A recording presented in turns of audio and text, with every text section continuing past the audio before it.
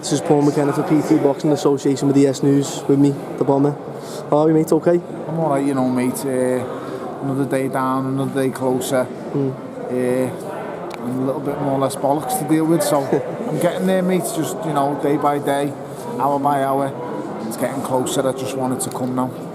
It was a lively press conference today, to say the least. It was. I've experienced something similar with the rematch with the TAF, but that was a little bit more vocal and a little bit more fiery. But I enjoyed it. It was nice, and I'm never gonna say they were wrong or berate them, because I'm one of them. Scouser. Yeah. And we stick together. You know. Some of the shouts are great. Listen, mate. It's just, it is what it is. You fire up Scousers, mate, and expect repercussions, expect fireback. Because one thing we can all do is talk.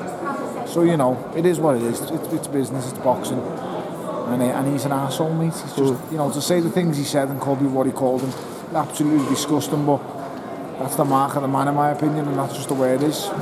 He got rattled. Well, you got under the skin at the last press conference a couple of months back, but today he really got a bit angry as well at some stage and started kicking off, didn't he, towards the crowd and whatnot. He did, and putting fingers up. I said to him, calm down, lad, there's kids in that crowd, there's babies, man, you can't put a finger up to him, it's wrong, but it's what it is, isn't it? It's nonsense, and he's forgot where he's from.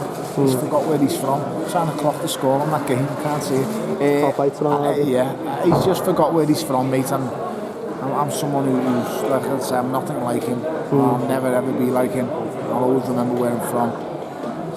I know why it is, why I do what I do. And I know why it is the way I act like I act, mate. I turn into the maniac, because that's what sells. When this is all said and done, mate, I don't really give a shit with it all. I hate it, but you know what? It makes money, it makes sales. I think that's what people don't understand, though, sometimes. Like, a lot of people say to me, where they've seen interviews and that, that's Tony Bellew. And I say, he's not, you know.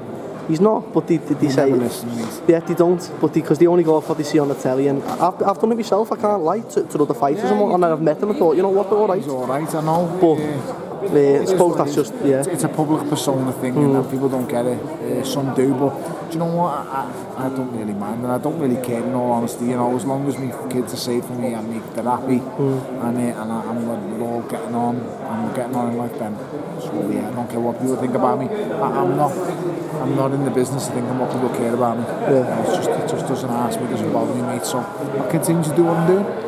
He said up there then, I don't know if you heard him at some point, it was after the press conference, that someone asked him, is he being, about his preparation, he said he hasn't been preparing for you at all.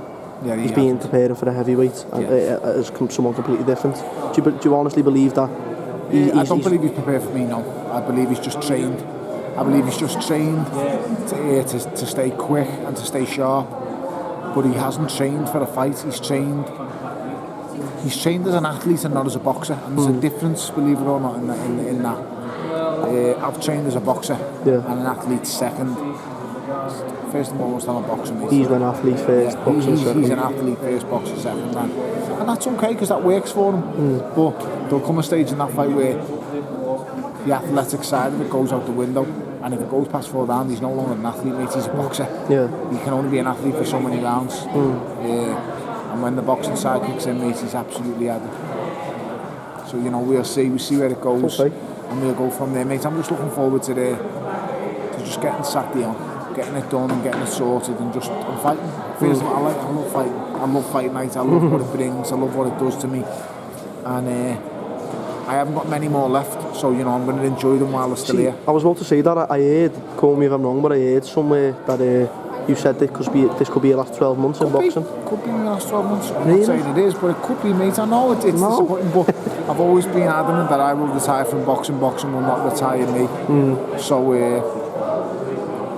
So BT unify the cruiserweight division and then we're off. Potentially. But then that makes me the most valuable heavyweight in the world when I beat him. So do I see him again? Do I unify the division? Do I fight the monster? You know what he said today, actually?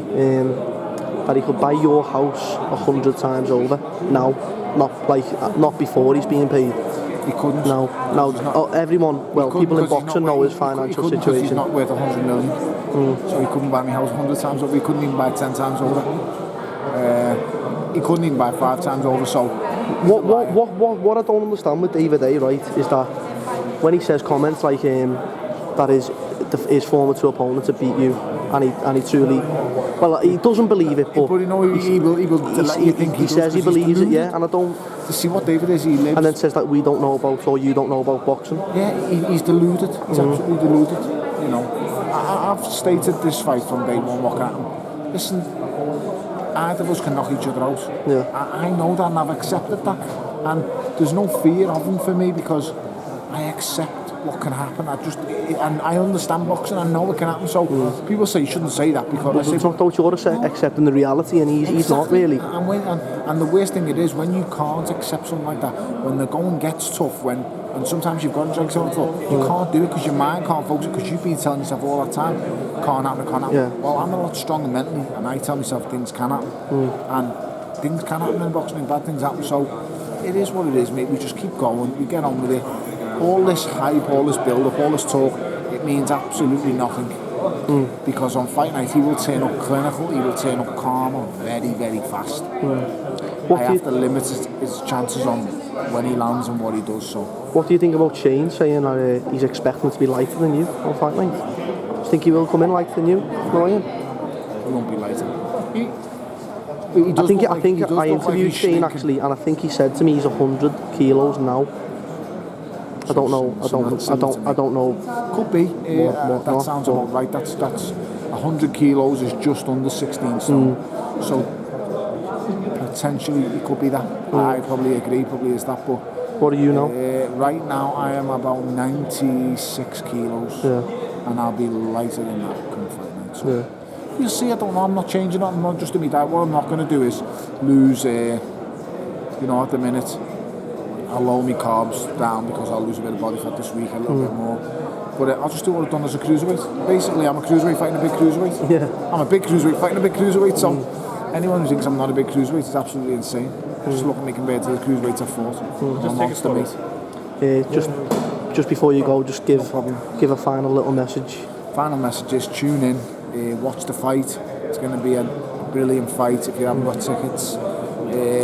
And thank you so much for your support. I can't thank you enough from the bottom of my heart. I never expected, I've never anticipated getting the support I've got. I'm proud of myself, I'm proud of my city, I love where I'm from, and I'm just trying to represent where we're from as best as I possibly can, and hopefully, I'm doing an okay job. Saturday, March the 4th, mate, I'm going to expose this fraud. I'm going to get him out of boxing for good. Good, mate. Well, on that note, I'm sure we'll catch up with you around the fight. Pleasure. Best of luck, see you soon. Thank you very much.